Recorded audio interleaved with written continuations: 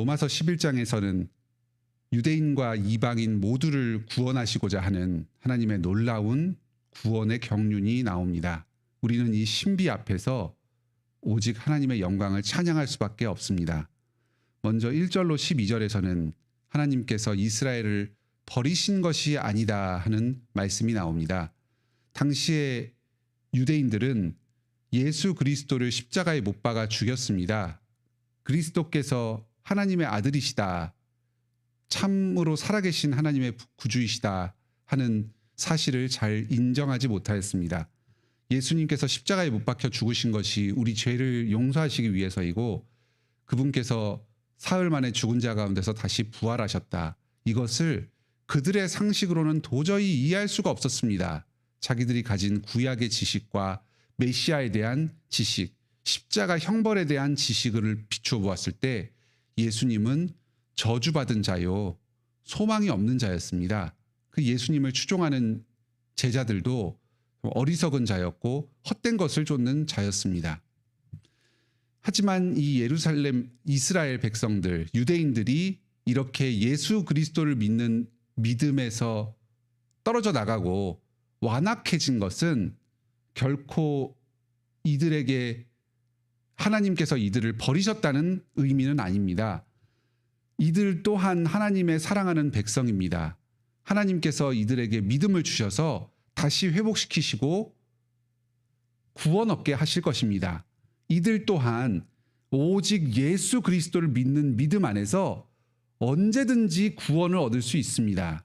하나님께서 뜻하시면 이들 또한 다시금 주님의 백성으로 불러 모으시고 교회의 일원으로 삼으실 수 있습니다. 그러니까 이스라엘 백성들은 스스로 절망할 필요가 없습니다. 내가 하나님께 버림받았다, 우리 민족이 저주를 받아서 구원으로부터 멀리 떨어졌다 할 필요가 없습니다. 예수 그리스도를 믿는 대로 나아오면 됩니다. 다음으로 13절로 24절에서는 이방인들이 스스로 자만해서는 안 된다 하는 말씀을 가르쳐 주십니다.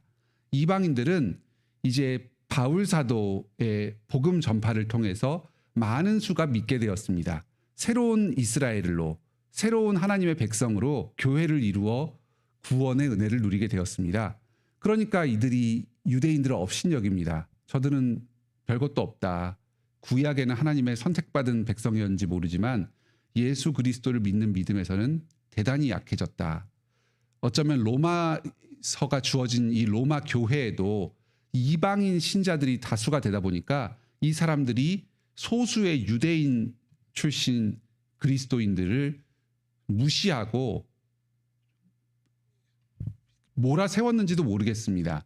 그래서 바울 사도는 편지를 통해서 이 이방인들 또한 하나님께 새로 구원 얻은 백성으로서 유대인들을 결코 무시해서는 안 된다.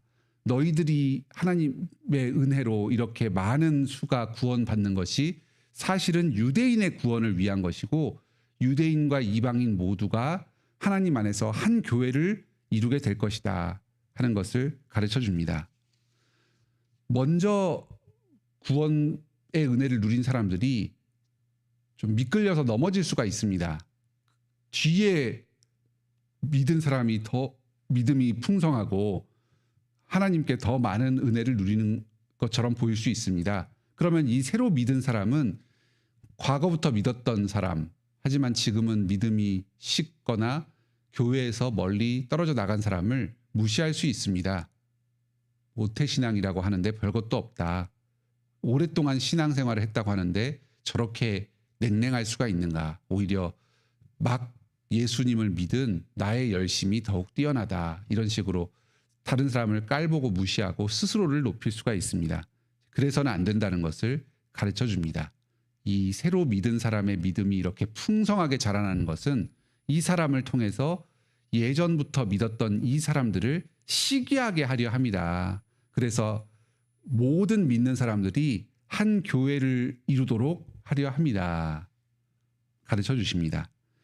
이제 25절로 36절에서는 하나님의 이 놀라우신 구원을 전체적으로 바라보면서 우리가 오직 하나님의 이 구원의 신비를 찬양하면서 주님께 영광 돌려야 한다는 사실을 가르쳐 줍니다.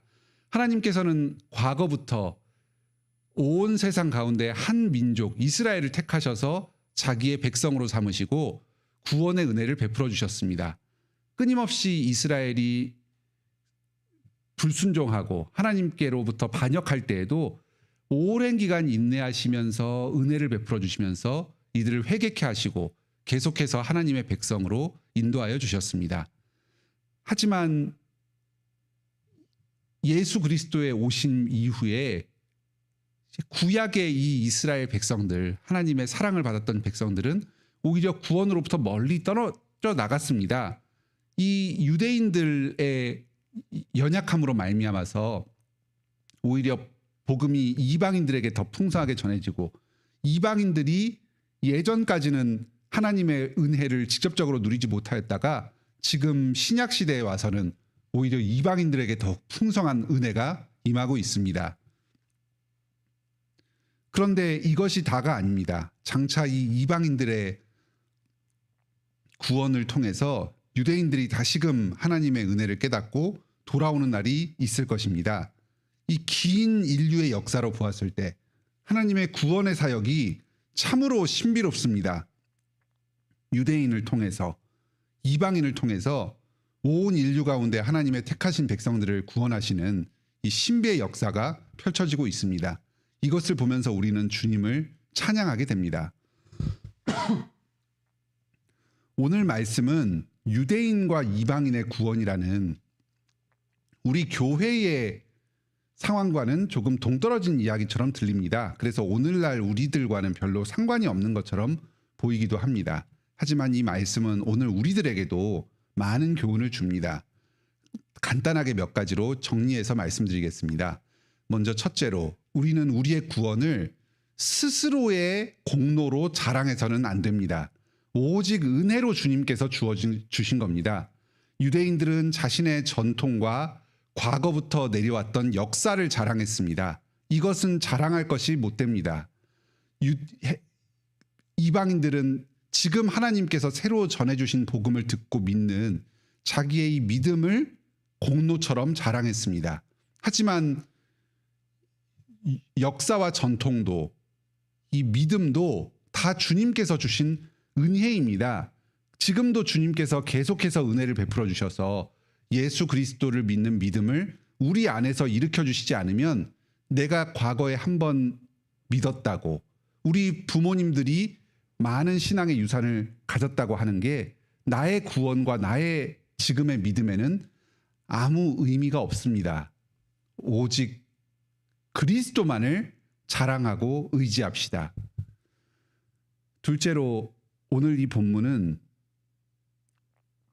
우리가 믿지 않는 사람에 대해서 어떤 태도를 취해야 할지를 보여줍니다. 믿지 않는, 지금 내가 믿음을 갖고 있지만 지금도 아직 믿지 않는 사람들이 있습니다. 또 특히 유아 세대 교인들 중에서 지금 교회로부터 떠나 있는 사람들이 있습니다. 하나님께서 한 번 세례를 주심으로써 주님의 백성으로 들여보내주신 하나님의 백성들입니다. 이 사람들을 주님께서 다시 구원하여 주시고 은혜를 베풀어 주실 것입니다. 지금은 교회로부터 멀리 떨어져 나가 있는 것처럼 보이더라도 하나님의 은혜가 이 사람들을 뒤쫓고 있습니다. 또 지금 이스라엘 민족들, 이 사람들은 예수님을 믿는 사람들이 그렇게 많지 않은 거의 미전도 종족과 같은 사람입니다. 구약의 종교인 유대교를 삼위일체 하나님이 아니라 창조주 하나님만을 여호와 하나님으로 섬기고 있는 그 유일신 신앙을 가지고 있습니다. 이들 또한 하나님께서 긍휼하게 여기시는 주님의 백성들입니다. 또 지금 조금 더 넓게 보면은 개신교가 처음 발흥한 유럽의 교회들이 복음에서 많이 멀어지고 약해져 있습니다. 하나님께서 이 유럽 교회를 세우셔서 종교 개혁을 일으키시고 우리들이 지금 믿고 있는 이 참된 복음을 전수해 주셨습니다. 이 사람들 또한 지금은 세속화가 되고 믿음에서 많이 약해진 것처럼 보이지만 하나님의 사랑받는 백성들입니다. 우리가 이런 사람들, 유아세례 교인, 유대인, 또 유럽의 여러 교회들을 위해서 함께 기도하고 이 사람들에게도 다시금 새롭게 하나님의 은혜가 임하도록 마음을 써야 하겠습니다. 마지막으로 오늘 이 본문은 하나님의 구원의 놀라운 신비를 우리가 찬양해야 함을 가르쳐 줍니다. 한 개인의 삶의 여정을 보았을 때에 신앙의 기복이 있을 수가 있습니다. 알 수 없는 이유에서 믿음이 약해지고 시련을 겪고 교회로부터 멀어지는 일이 우리 가운데 있을 수 있습니다. 또 한 교회의 관점에서 보았을 때도 한때는 굉장히 힘있게 예수 그리스도를 믿는 믿음으로 나아가지만 또 어느 시기가 되면은 교회의 전반적인 믿음이 침체되고 약해지는 경우가 있을 수 있습니다. 이것은 저주가 아닙니다.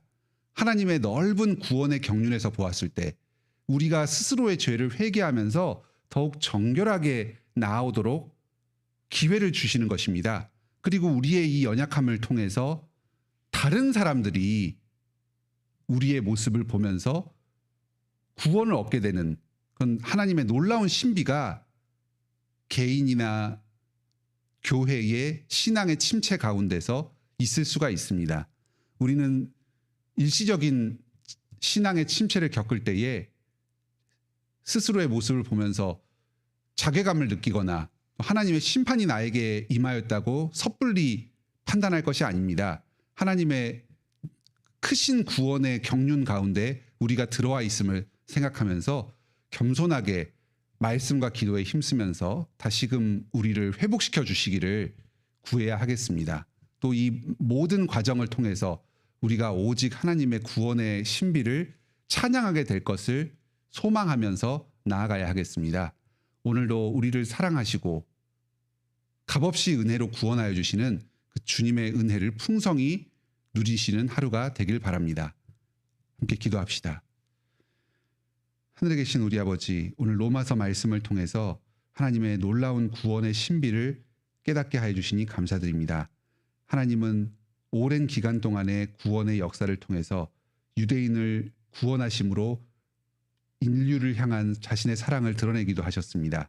또 예수님 이후에는 유대인들의 그 믿음의 완악함을 내버려 두심으로써 이방인 전도의 기회로 삼으셨습니다.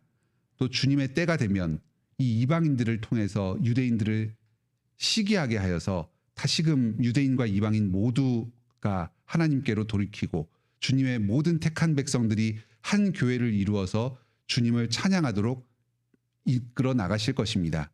저희가 이 주님의 구원의 은혜 가운데에 한 일원으로서 동참하게 하여 주신 것을 감사드립니다.